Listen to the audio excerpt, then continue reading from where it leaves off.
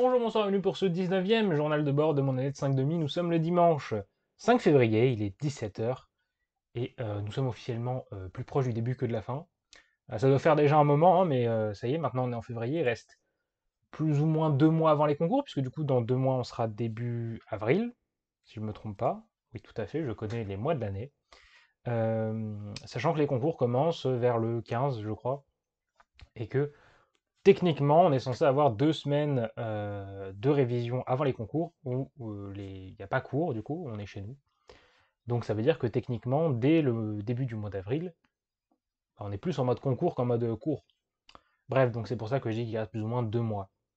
Euh, Autre chose aussi, ce qui s'est passé, c'est que du coup, depuis jeudi dernier, je crois, on a passé le délai pour rendre les MCOT. Du coup, j'espère que tout le monde a bien rendu son MCOT pour son TIPE, sinon, c'est dommage, puisque du coup, il fallait le rendre avant.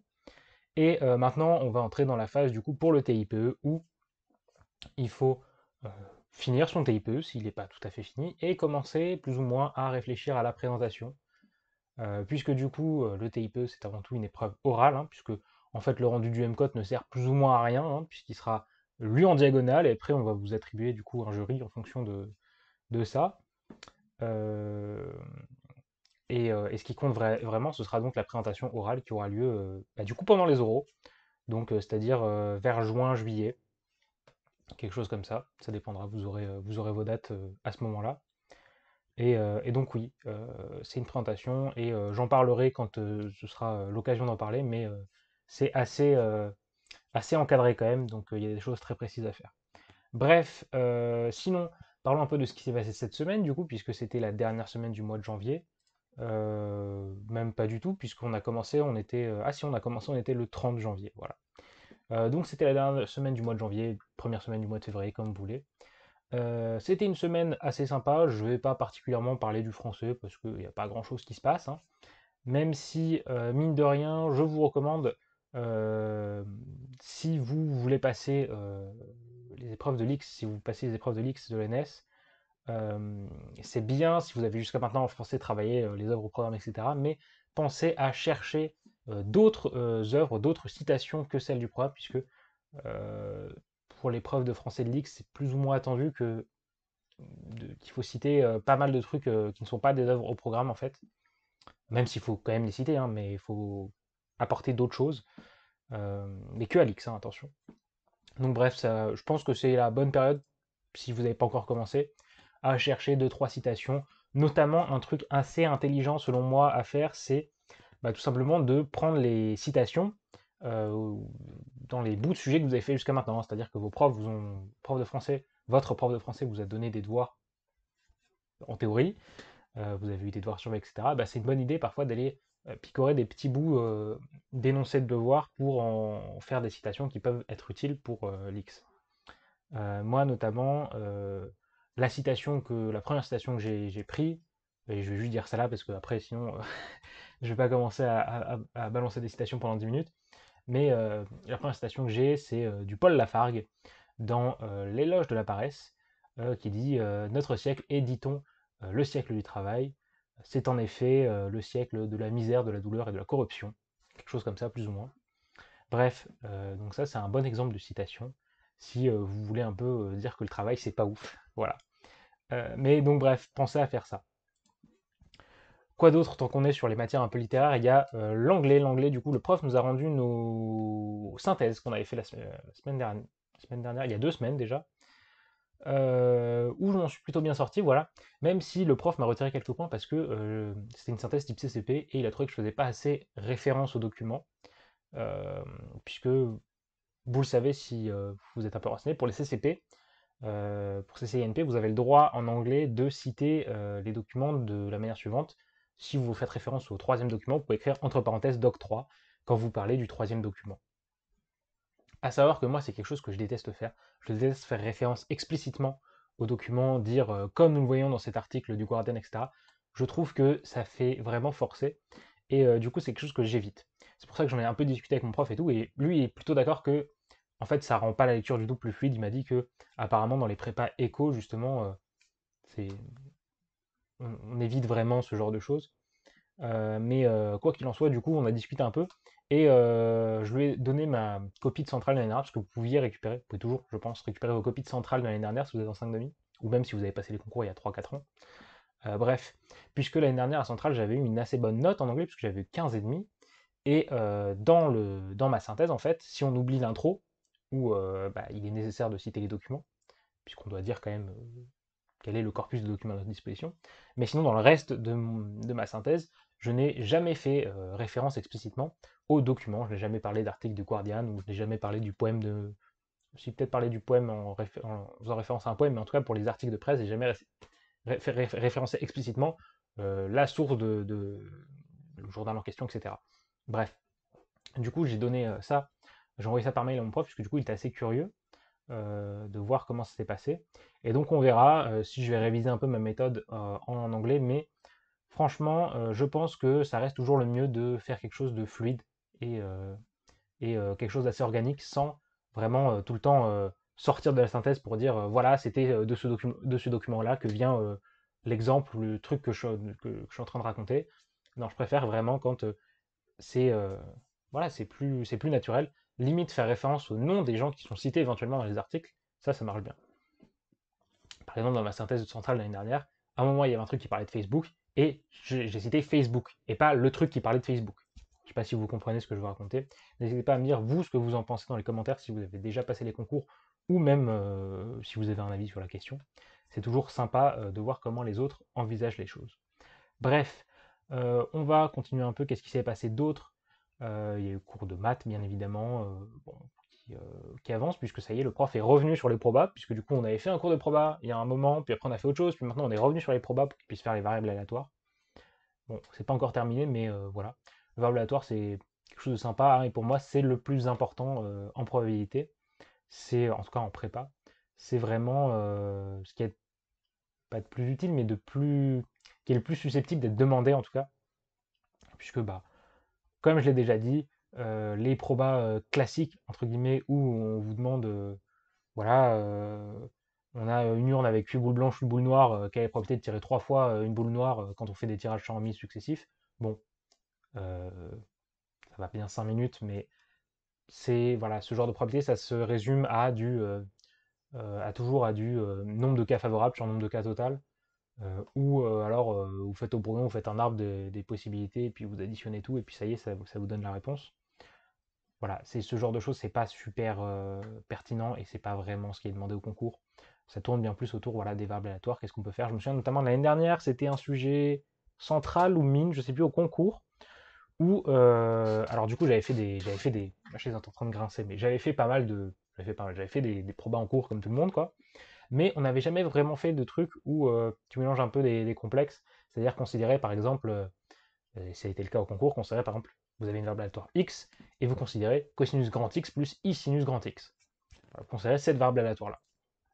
Bah, ça, c'est un truc qu'on n'avait jamais vraiment fait, voire pas du tout en fait, et c'était quelque chose qui m'avait assez déstabilisé pendant les concours. Je me rappelle, de toute façon, j'avais plus trop de temps quand j'étais arrivé à cette partie du sujet, donc j'ai fait, bon, je comprends pas trop, donc on va passer. Et en fait, bah, j'ai eu un peu tort parce que c'est souvent ce genre de truc qu'on peut vous demander. Voilà, tout ce qui est manipulation de variables aléatoires, etc. C'est assez important de savoir comment s'y prendre. Bref, tout ça pour dire que je vais peut-être faire quelques sujets de proba. Ensuite, bien évidemment, on arrive à la physique. La physique, où du coup, c'est pas de la physique, c'est de la chimie, puisque on a finalement attaqué le dernier chapitre, hein, l'électrochimie, notamment la cinétique de l'électrochimie. Voilà. Bon, c'est de la chimie, c'est pas super impressionnant, hein, ça l'est jamais vraiment la chimie. Je sais pas ce que vous en pensez. Mais bon, il faut bien le faire. De toute façon, moi j'ai vraiment l'impression que la chimie c'est quelque chose où il faut se poser 4 heures, faire tout, comme ça tout est bien fait, bien nickel, et ça sert pas trop à grand chose de venir grappiller tout le temps des petits bouts de chimie parce que à chaque fois on oublie, on doit revoir les trucs, etc. Je pense que vraiment la chimie c'est un truc comme c'est dans le programme de MP c'est assez restreint, il n'y a pas grand chose. Ça peut valoir le coup de vraiment se poser et faire tout d'un coup. Je veux dire d'un point de vue révision, hein, plutôt que d'aller piocher à droite à gauche. Je pense que c'est vraiment le plus utile. Même s'il ne faut jamais trop oublier la chimie de sup, hein, puisque bah, on revoit pas vraiment les trucs comme la cristallographie, etc. Et en fait, c'est une question assez classique hein, de sujet de chimie où on vous donne voilà, une formule pour un cristal ionique, je sais pas, NaCl. On vous dit voilà, c'est une masse, c'est une maille cubique à face centrée, et puis vous avez tel truc qui est dans les sites octaédriques. Bah, allez, débrouillez-vous, dessinez la maille. Voilà, ça c'est une question assez classique avec le truc, compter le nombre de plus proches voisins, etc. Donner la compacité, ce genre de choses, bref. Tout ça, c'est des trucs de sup, ça fait longtemps et il faut pas vraiment l'oublier, c'est assez important. Puisque du coup, ça fait toujours une ou deux questions comme ça dans le sujet. Même si vraiment ça reste quand même assez centré sur la chimie de deuxième année. Et notamment, particulièrement, pour moi, le plus important du prof de chimie, s'il ne fallait retenir qu'une seule chose de la chimie, c'est la thermochimie, hein, les formules de chimie qui mélangent la thermodynamique. Pour moi, c'est vraiment le plus important. euh, si je devais choisir qu'une seule chose en chimie. Bref, je vais pas m'éterniser là-dessus. Qu'est-ce qui s'est passé d'autre? Du coup, ce samedi, j'ai eu un DS de maths, voilà, qui était assez sympa. Alors, c'était cool parce qu'on avait le choix entre deux sujets. Voilà, un sujet CCINP ou un sujet type mine centrale. Je vais me répéter, mais pour moi, ça n'a pas trop de sens d'appeler un sujet mine centrale, parce que c'est en fait c'est deux concours qui sont assez différents. Et en l'occurrence, c'était beaucoup plus un sujet des mines qu'un sujet de centrale. C'était même c'était beaucoup plus un sujet de centrale qu'un sujet des mines, pardon. Et voire même c'était un sujet de centrale plutôt qui faisait pas partie des plus durs clairement au niveau de la compréhension. C'était la transformée de Fourier en fait. Donc voilà.